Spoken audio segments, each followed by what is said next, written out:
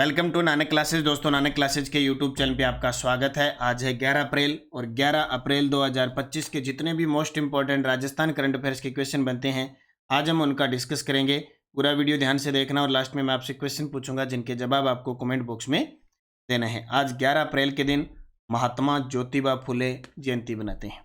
महात्मा ज्योतिबा फुले जिनका जन्म 1827 में पुणे में हुआ था और इन्होंने अपनी पत्नी सावित्री बाई फुले के साथ मिलकर भारत का पहला महिला स्कूल भी खोला था।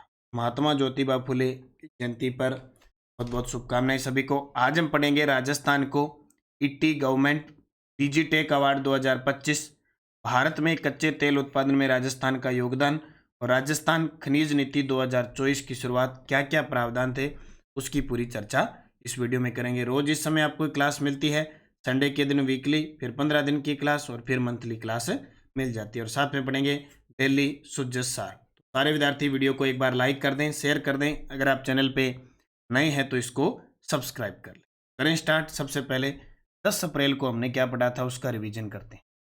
हमने पढ़ा राजस्थान मरुदरा ग्रामीण बैंक और बड़ौदा राजस्थान क्षेत्रीय ग्रामीण बैंक का विलय करके नया बैंक कौन सा बनेगा? राजस्थान ग्रामीण बैंक। उस्ताद गुलाब खां अचीवमेंट अवार्ड से किस कलाकार को सम्मानित किया गया? रूप कुमार राठौड़ को। खेलो इंडिया वीमेन वुशु लीग में राजस्थान को कुल कितने पदक मिले? 9। जयपुर के किस क्षेत्र में सिंगापुर एयरलाइंस थीम पर मेला आयोजित हुआ? मानसरोवर। और जल ग्रहण विकास विभाग और आईटीसी के मध्य एमओयू के तहत किन जिलों में कार्य किया जाएगा? बूंदी और झालावाड़ में। फिर हमने पढ़ा देश में वर्ष 2017 से 2023 तक 70 चलाने के मामले में राजस्थान का स्थान 8वां और प्रधानमंत्री मातृ वंदना योजना के तहत दिव्यांग गर्भवती महिलाओं के लिए 1 सितंबर 2024 से राशि 10,000 कर दी है। पहले 6,500 थी, उसको बढ़ाकर 10,000 कर दी। ये हमने कल पढ़ा था। इसकी क्विज आपको नानक क्लासेज शिव सर जो टेलीग्राम है उस पर मिल जाती है। देखो पीडीएफ्स और लिंक वगैरह सारे मिल जाते हैं। और इसका टेस्ट राजस्थान करंट अफेयर्स नाम से जो नानक क्लासेज ऐप में टेस्ट सीरीज है उसमें डेली वीकली मंथली टेस्ट मिल जाता है। और राष्ट्रीय अंतर्राष्ट्रीय पढ़ना है तो हमारा प्रताप क्लासेज चैनल है दूसरा, पे क्लास भी आती है और ऐप भी है, उसमें डेली वीकली मंथली टेस्ट भी मिलता है। तो ज्वाइन करो आज ही और निरंतरता के साथ अपनी तैयारी को पर करें स्टार्ट। आज की क्लास। पहला प्रश्न, मुख्यमंत्री भजनलाल शर्मा ने न्यूनतम समर्थन मूल्य एमएसपी पर किस मंडी से सरसों खरीद की शुरुआत कर दी है? क्योंकि अभी रबी की फसल है तो रबी की फसल कटकर और बिकने के लिए तैयार हो चुकी है, चाहे सरसों है, चना है, गेहूं है। तो श्री गंगानगर की धान मंडी, श्री गंगानगर आए थे भजनलाल जी शर्मा, उन्होंने यहाँ से क्या किया? इसकी शुरुआत की। भजनलाल शर्मा मुख्यमंत्री जिन्होंने न्यूनतम समर्थन मूल्य पर सरसों खरीद की शुरुआत कर दी है श्री गंगानगर की धान मंडी।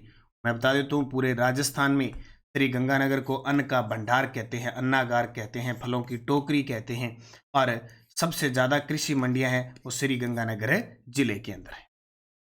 तो मुख्यमंत्री भजनलाल शर्मा द्वारा एमएसपी पर खरीद की शुरुआत श्री गंगानगर मंडी से कर दी। उद्देश्य है किसानों को उचित व मूल्य पर सम्मान देना, भुगतान सीधा बैंक खातों में समय पर।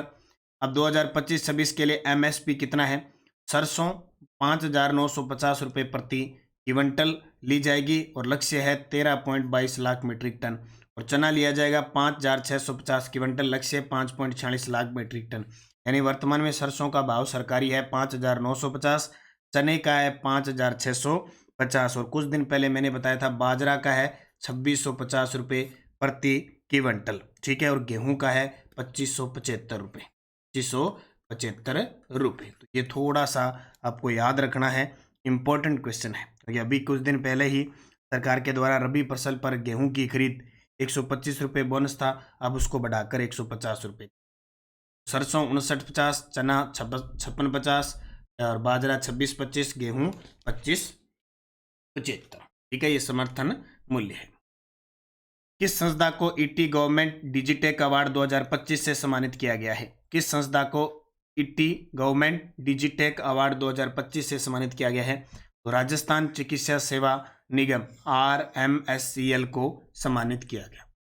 ET government Digitek award 2025 Rajasthan चिकित्सा सेवा निगम को। उद्देश्य ऑक्सीजन संसाधन प्रबंधन को डिजिटल तकनीक से सुदृढ़ करना, चिकित्सा सेवाओं में नवाचार और डिजिटलीकरण को बढ़ावा देना और प्रभावी संसाधन प्रबंधन सुनिश्चित करना। तो राजस्थान के चिकित्सा मंत्री कौन है? चिकित्सा मंत्री गजेंद्र सिंह हिमसर है।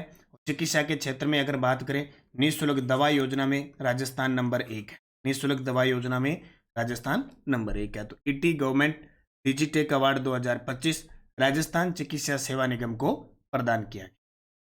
जयपुर मेट्रो के फेज 2 सीतापुरा से अंबावाड़ी की प्रस्तावित कुल लंबाई कितनी है? वेरी वेरी इंपॉर्टेंट क्वेश्चन है और ये क्वेश्चन आर्थिक समीक्षा 2024-25 से मैं लेके आया हूँ।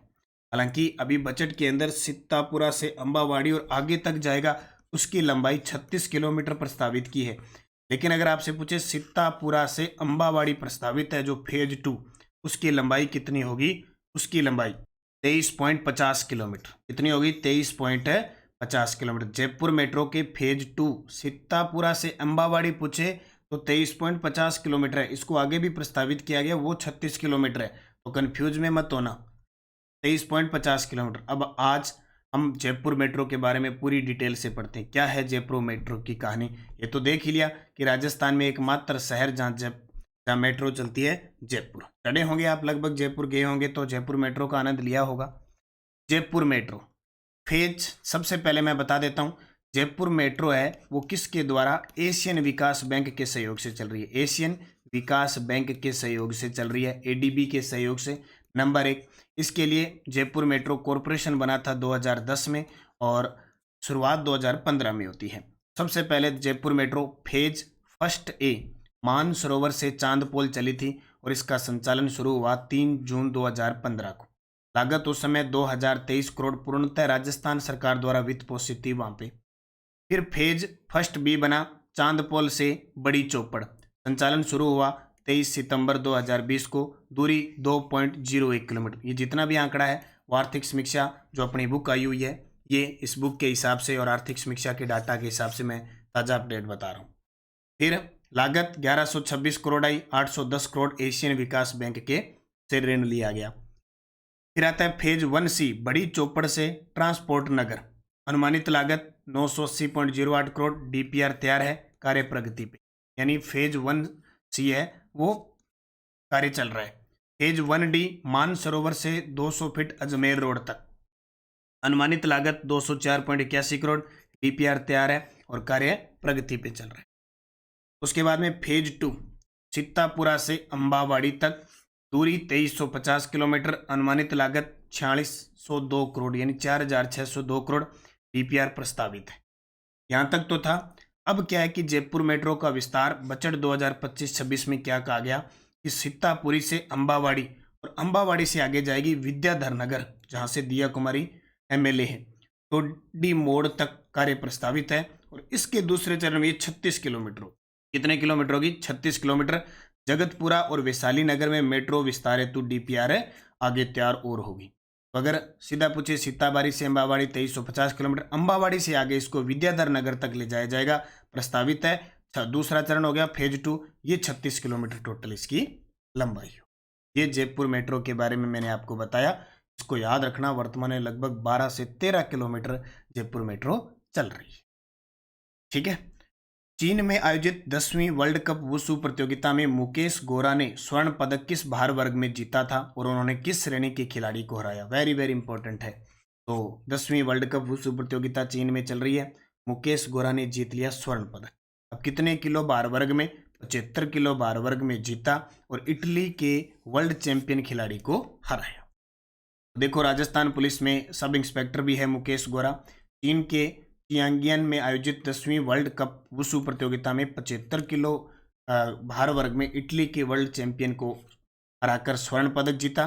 मुकेश लगातार 3 बार राष्ट्रीय खेलों में स्वर्ण पदक जीत चुके हैं और 11 बार राष्ट्रीय वुशु प्रतियोगिता में गोल्ड मेडलिस्ट। ये इंपॉर्टेंट। दीक्षा पोर्टल के संदर्भ में निम्न में से कौन सा कथन असत्य? देखो भाई, एक क्वेश्चन बहुत इंपॉर्टेंट है। First grade, second grade, REET वगैरह कोई भी एग्जाम हो, ये पोर्टल पूछे जाते हैं।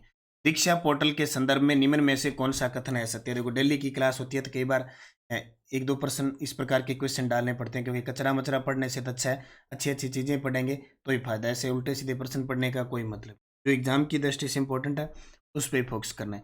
दीक्षा पोर्टल की शुरुआत 5 सितंबर 2017 को हुई थी। यह पोर्टल केवल अंग्रेजी भाषा में सामग्री प्रदान करता है, ये गलत है। ये कम से कम 35 से 38 भाषाओं में करता है। अकेले में अंग्रेजी में आएगा तो अपनी तो छुट्टी है। इसमें एनसीईआरटी पुस्तकों के क्यूआर कोड स्कैन करके सामग्री एक्सेस की जा सकती है। यह कक्षा 1 से 12 तक के लिए अध्ययन सामग्री उपलब्ध करवाता है, ये सही है। अब पूरी डिटेल देख लो। दीक्षा पोर्टल अक्सर पेपर में आता ही आता है। शुरुआत इसकी 5 सितंबर 2017 को ही। उद्देश्य शिक्षकों और विद्यार्थियों के लिए डिजिटल शिक्षण सामग्री प्रदान करना। प्रारूप पीडीएफ रूप में भी इसमें सामग्री है, वीडियो है, ऑडियो है, वर्कशीट है। प्रमुख विशेषता क्यूआर कोड स्कैनिंग है इसके अंदर, जो एनसीईआरटी पुस्तकों में दिए गए क्यूआर कोड से सामग्री एक्सेस करती है। 38 भाषाओं में उपलब्ध है, हिंदी, अंग्रेजी, मराठी, तमिल, तेलुगु, अदर जितनी भी भाषाएं हैं, यानी कुल मिला के 38 भाषाओं में ये दीक्षा पोर्टल की सामग्री उपलब्ध है। स्थान आधारित राज्य और क्षेत्र अनुसार पाठ्यक्रम उपलब्ध है। जैसे राजस्थान में है तो राजस्थान का, तमिलनाडु है तो तमिलनाडु का, इस प्रकार है। कक्षा आधारित बात करें तो कक्षा 1 से 12 तक की अध्ययन सामग्री है। महत्व शिक्षकों के प्रशिक्षण और विद्यार्थियों की डिजिटल शिक्षा को बढ़ावा देना। अब ये कहाँ आया है? ये आप RSCERT कंप्यूटर की किताब मैंने पढ़ाई थी, कक्षा 8, कक्षा 7 है शायद, हाँ कक्षा 7 पढ़ाई थी। उसके अंदर मैंने दीक्षा पोर्टल को कक्षा 1 से लेकर कक्षा 8 तक अभी राजस्थान सरकार ने RSCERT ने बुक निकाली है और मैं आपको पढ़ा चुका हूँ। कक्षा 8 तक 9वीं और 10वीं रह चुकी है, वो भी मैं पढ़ा दूंगा, क्योंकि रीट है, कहीं भी कंप्यूटर आता है तो वहाँ आ जाता है। दीक्षा पोर्टल एक पोर्टल और देख लो, बूस्टर डोज में छोटा सा है, स्वयं पोर्टल। स्वयं पोर्टल पूर्ण नाम है study web of active learning for young aspiring minds, स्वयं। शुरुआत 2017 में शिक्षा मंत्रालय भारत सरकार द्वारा। उद्देश्य शिक्षा में पहुंच, समानता और गुणवत्ता सुनिश्चित करना। मुख्य विशेषता स्वदेशी आईटी प्लेटफॉर्म पर विकसित है ये। निःशुल्क ऑनलाइन पाठ्यक्रम उपलब्ध है। कक्षा 9 से स्नातकोत्तर तक का पाठ्यक्रम है इसमें। देश के सर्वश्रेष्ठ शिक्षकों द्वारा तैयार इंटर एक्टिविटी सामग्री है इसमें, और कहीं भी किसी भी समय आप अध्ययन की सुविधा ले सकते हो। तो आज मैंने दीक्षा पोर्टल के बारे में बता दिया आपको, और स्वयं पोर्टल के बारे में। दीक्षा पोर्टल 1 से 12 तक है, स्वयं पोर्टल 9 से स्नातकोत्तर तक उपलब्ध है। भारत में कुल कच्चे तेल उत्पादन में राजस्थान का योगदान कितना है? तो आर्थिक समीक्षा 2024-25 की रिपोर्ट है, ये बुक है, नानक क्लासेस की, बाजार में उपलब्ध है, भी आप ले सकते हैं। तो 14.95%। देखो पिछली आर्थिक समीक्षा में 22% था, पिछली आर्थिक में 22% था, अब की बार 14.95।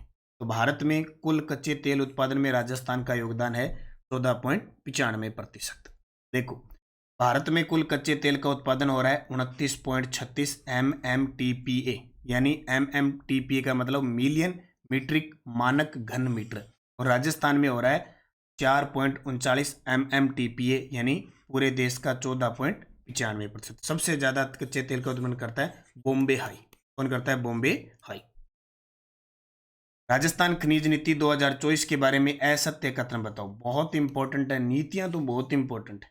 राजस्थान खनिज नीति 2024, खनिजों की संख्या 57 से बढ़ाकर 2047 तक 70 करनी है, बिल्कुल सही है। 2046-47 तक 1 करोड़ व्यक्तियों को रोजगार देना है, ये भी सही है। 2046-47 तक GSDP में 8% योगदान का लक्ष्य है, ये भी सही है। 2029-30 तक 20 लाख लोगों को रोजगार देना है, ये गलत है। 20 लाख को टारगेट नहीं है, 50 लाख। अब पढ़ो राजस्थान खनिज नीति 2024 लागू कब हुई? दिसंबर 2024 में, ठीक है, दिसंबर 2024 में लागू हुई। 29-30 तक 50 लाख रोजगार देने हैं खनिज विभाग में, और 2046-47 तक 1 करोड़ लोगों को रोजगार देना है।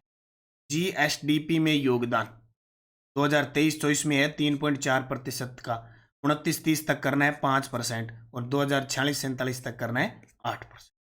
ये खनिज नीति के बारे में याद रखना, ये आर्थिक समीक्षा के आंकड़ों के हिसाब से मैं।